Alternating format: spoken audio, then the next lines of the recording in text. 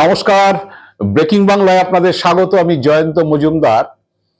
অন্নপূর্ণা যোজনার ফর্ম প্রকাশ করেছেন মুখ্যমন্ত্রী শুভেন্দু অধিকারী বুধবার দিন নবান্ন থেকে। তো তার সঙ্গে তিনি বেশ কিছু অন্নপূর্ণা যোজনার বিষয়ে কথা টথা বলেছেন, যে অন্নপূর্ণা যোজনা নিয়ে এত তাড়াহুড়োর কিছু নেই, 1 জুন থেকে 90 দিন যাবত এই প্রক্রিয়া চলবে এবং লক্ষ্মীর ভান্ডার প্রকল্প ঠিক মতো ভেরিফাইড ছিল না, মানে পরীক্ষিত ছিল না, অনেক ভুয়ো নাম আছে, ভুয়ো নাম ছিল। তিনি আগাম একটা সংখ্যাও বলে দিয়েছেন, প্রায় 30 লক্ষ নাম বাদ যেতে পারে যাদের ভোটার তালিকা থেকে নাম বাদ পড়েছে।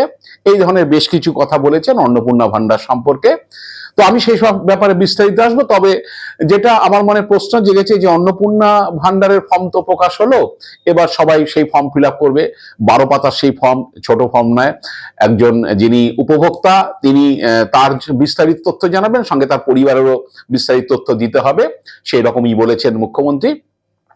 কিন্তু অন্নপূর্ণার যে ফর্ম প্রকাশ হলে হচ্ছে কার্তিক গণেশদের কোনো খবর নেই। মানে আমি যেটা বলতে চাইছি যে যেটা যুবসাথী প্রকল্প চালু হয়েছিল, যেটা নিয়ে বিজেপি আশ্বাস দিয়েছিল যে বেকার ভাতা 3,000 টাকা দেওয়া হবে, মানে ডবল 1,500 টাকাটা থেকে 3,000 টাকা, সে নিয়ে অবশ্য মুখ্যমন্ত্রী শুভেন্দু অধিকারী বা মন্ত্রিসভা সেসব কোনো সিদ্ধান্ত এখনো নেননি বা সেসব ব্যাপারে উচ্চবাচ্য করছেন না। সেই নিয়ে আজকের আমার এই ভিডিওতে বিস্তারিত আলোচনা করব। তো তার আগে আপনাদের জানাই, যারা আমার চ্যানেলটিকে এখনো সাবস্ক্রাইব করেননি আর তাদের কাছে অনুরোধ রইল যে যদি আমার চ্যানেলটিকে সাবস্ক্রাইব করেন তাহলে আমি একটু উৎসাহিত হই। চ্যানেলটিকে সাবস্ক্রাইব করুন, বেল আইকনটিকে প্রেস করুন এবং অল অপশন বাটনটি চাপুন, যাতে আমার সমস্ত ভিডিও আপনারা পেয়ে যেতে পারেন সময় মতো। এবং হচ্ছে যদি ভালো লাগে, দর্শক বন্ধুদের কাছে অনুরোধ, তাহলে বন্ধু বান্ধবদের কাছে শেয়ার করুন। আসছে আজকের এই অন্নপূর্ণা ভান্ডারের ফর্মটা প্রকাশ করা এবং হচ্ছে তার সঙ্গে মুখ্যমন্ত্রী কি কি বলেছেন সেগুলো নিয়ে বিস্তারিত আলোচনা করব।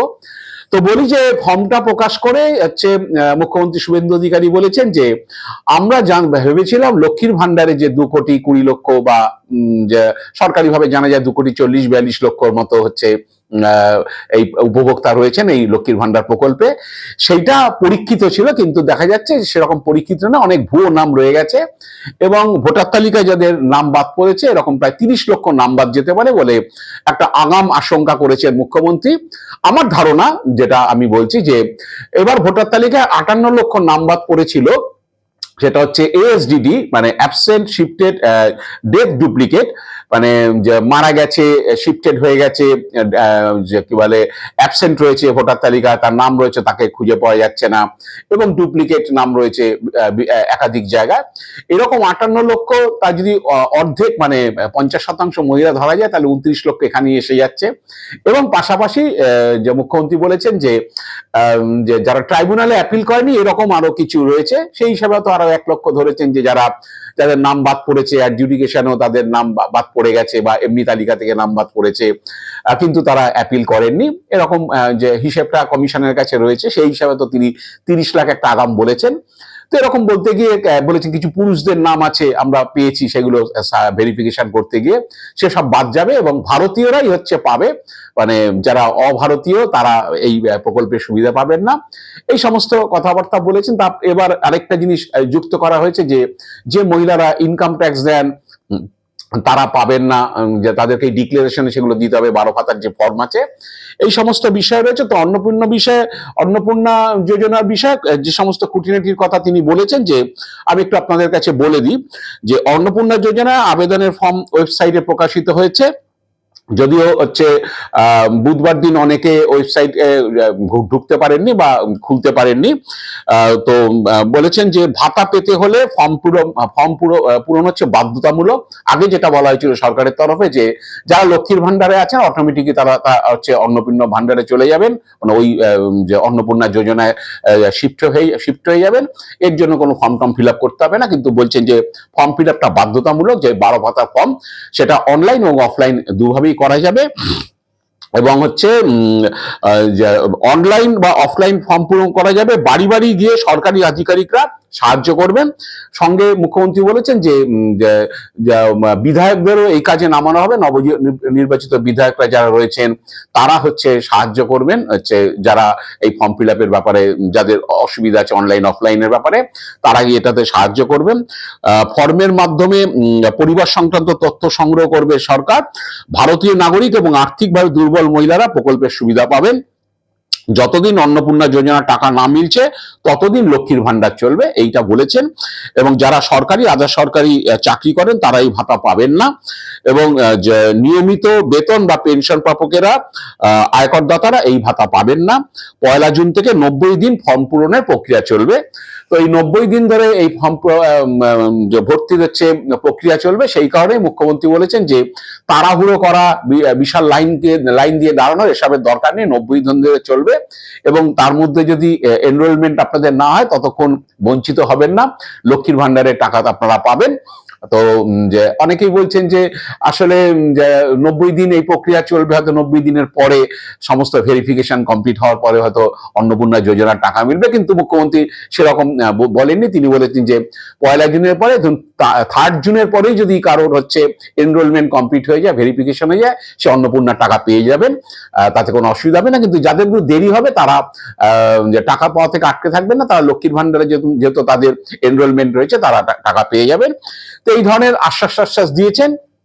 তো এখন কত বাদ যাবে, কি বাদ যাবে, আগে যেসব এইসব ক্রাইটেরিয়া ছিল না, ইনকাম ট্যাক্স বা অমুক তমুক, যে তো এখন হয়তো অনেক বাদ যাবে। তাই এবং একটা ক্রাইটেরিয়া দেওয়া হচ্ছে যে আর্থিকভাবে হচ্ছে দুর্বল মহিলারা, অনেকে ভাবছেন যে হয়তো পরিবারের কারো রোজগার আছে কিন্তু সেই মহিলার কিছু নেই, তাদের হয়তো বাদ দিয়ে দিতে পারে, যেহেতু পরিবারের হচ্ছে যে ডিটেল চাওয়া হয়েছে ফর্মে, মানে পরিবারের আর কে আছে, তারা কি আর্থিক অবস্থা, তারা কি করে না করে, এইসবগুলো রয়েছে।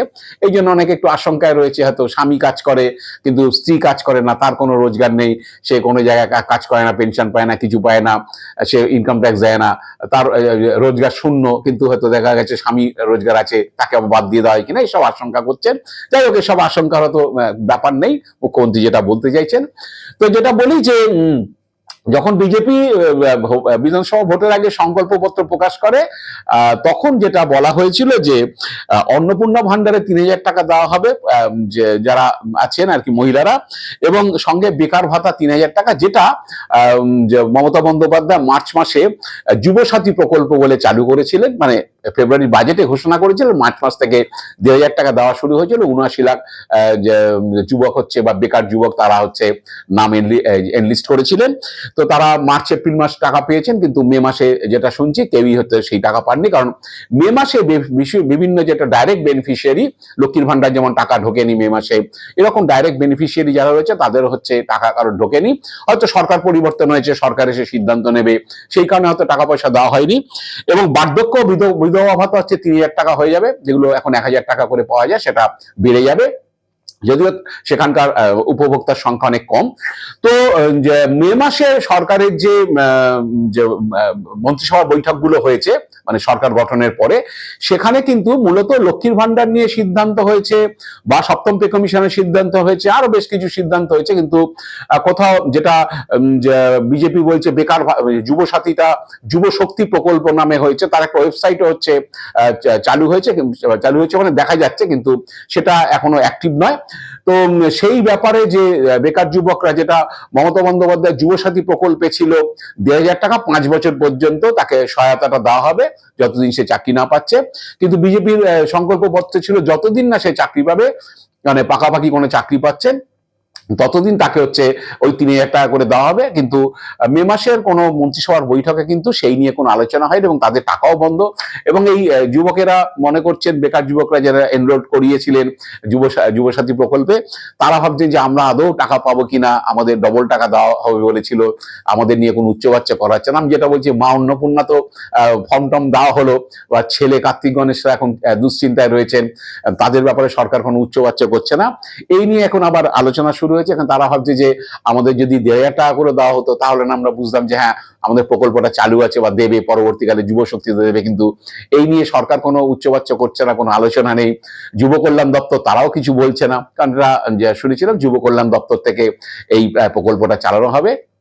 তো তারা এর মধ্যে রয়েছে, এদিকে বার্ধক্য ভাতা, বিধবা ভাতা, তারাও ভাবছেন যে এত গুণ বেড়ে যাবে, এত 3,000 টাকা হয়ে যাবে, সে বিষয়ে কোনো উচ্চবাচ্য নেই। এখন জানি না, গভর্নমেন্ট হচ্ছে আমার মনে হয় টপ প্রায়োরিটি দিয়ে হয়েছে লক্ষ্মীর ভান্ডার প্রকল্প, মানে অন্নপূর্ণা যোজনার প্রকল্পটার জন্য। এবং এই অন্নপূর্ণা যোজনা যতদিন না হচ্ছে কমপ্লিট হচ্ছে, মানে 3 মাস সময়সীমা ধরা হয়েছে, 1 জুন থেকে 3 মাস এই ফর্ম পূরণের প্রক্রিয়া চলবে, ভেরিফিকেশন চলবে, চলে টলে হচ্ছে। তারপরে যেসব ব্যাংক ডিবিটি টিবিটি আছে সেগুলো তো এখন হচ্ছে, অনেকেই করছেন। ব্যাংক ডিবিটি করতেই হবে, কারণ আধার লিঙ্ক না হলে ব্যাংকে যে ডাইরেক্ট ব্যাংক ট্রান্সফার যেটা ডিবিটি, সেটা হবে না। সেগুলোকে সবাইকে করতে হবে, অনেকে ইতিমধ্যে করে ফেলেছেন, যেহেতু জানতে পেরেছিলেন যে এইভাবে টাকাটা যাবে। তো এখন অনেকেই বলছেন যে তাড়াহুড়ো করব না, অথচ কিভাবে সেটা হবে বা কিভাবে ফর্ম ফিল আপ করে আদৌ আমরা এর লিস্টেড হবো কিনা, থাকবো কিনা, এই নিয়ে অনেকের মধ্যে অন্নপূর্ণা মানে লক্ষ্মীর ভান্ডার যারা পান তাদের মধ্যে একটা সংশয় দেখা দিচ্ছে যে কিভাবে ভেরিফিকেশন হবে, ভেরিফিকেশন আবার নামটাম বাদ যাবে কিনা। পাশাপাশি হচ্ছে যুবকদের মধ্যে একটা আশঙ্কা দেখা দিয়েছে যে আমাদের প্রকল্প আদৌ যুবসাথী কন্টিনিউ করবে কিনা, মানে যুবশক্তি হিসাবে যে নাম বিজেপি সরকার দিচ্ছে, সেই যুবশক্তি হিসাবে সেটা কন্টিনিউ করবে কিনা, সেটা টাকা বাড়বে কিনা, নাকি পুরনো সেই 1,500 টাকায় যাবে, এরকম নানান সংশয় রয়েছে। আশা করছি আগামী দিনে মুখ্যমন্ত্রী শুভেন্দু অধিকারী এইসব সংশয়গুলো কাটিয়ে দেবেন, যে যুবসাথী প্রকল্পটা যুবশক্তি প্রকল্প হিসাবে যাবে এবং টাকা বেড়ে যাবে। বার্ধক্য ভাতা এবং বিধবা ভাতার টাকাও হচ্ছে 3,000 টাকা হয়ে যাবে। বিজেপি যা প্রতিশ্রুতি দিয়েছিল সেই প্রতিশ্রুতি রাখবে। দেখা যাক সেই প্রতিশ্রুতি শেষ পর্যন্ত রক্ষা করা হয় কিনা। আজ এ পর্যন্তই। আপনারা ভালো থাকবেন, সুস্থ থাকবেন। নমস্কার।